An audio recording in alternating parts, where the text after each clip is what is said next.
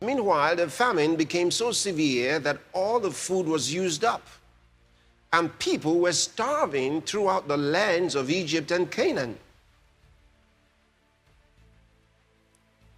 You know, Jacob had been in Canaan. He moved into Egypt from Canaan. There was famine in Canaan. And there was some food in Egypt. And the reason that was because of the counsel given by Joseph from the interpretation of the dream of Pharaoh, the godly counsel that was followed, which Joseph gave him. So again it says, meanwhile the famine became so severe that all the food was used up and people were starving throughout the lands of Egypt and Canaan. By selling grain to the people, Joseph eventually collected all the money in Egypt and Canaan, and he put the money in Pharaoh's treasury. Did you see that? I want you to follow the reading of this. By selling grain to the people, because only Pharaoh had food now.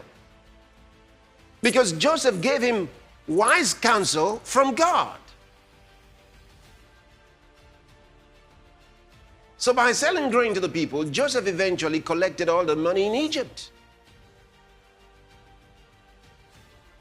Everybody was buying from Joseph.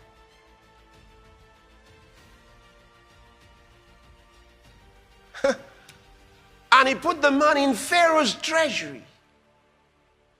Isn't that wonderful? The Bible doesn't say and embezzled any.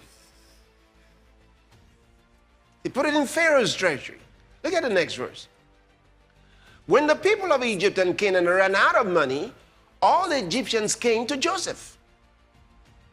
Now they said to him, our money is gone, they cried, but please give us food, or we will die before your very eyes. Go on. Joseph replied, since your money is gone, bring me your livestock. Remember what I told you? Personal property is the measure of wealth.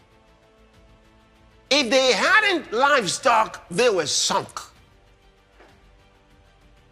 So, but they had something. He says, bring me your livestock. I will give you food in exchange for your livestock. As long as you've got something that belongs to you, you got power. Next verse. So they brought their livestock to Joseph in exchange for food, in exchange for their horses, flocks of sheep and goats, herds of cattle and donkeys. Joseph provided them with food for another year. But that year ended, and the next year came again. The next year they came again and said, we cannot hide the truth from you, my Lord. Our money is gone, and all our livestock and cattle are yours. I mean, we already gave them to you. We have nothing left to give but our bodies and our land. Oh, you still got land? That means you still have power. Okay.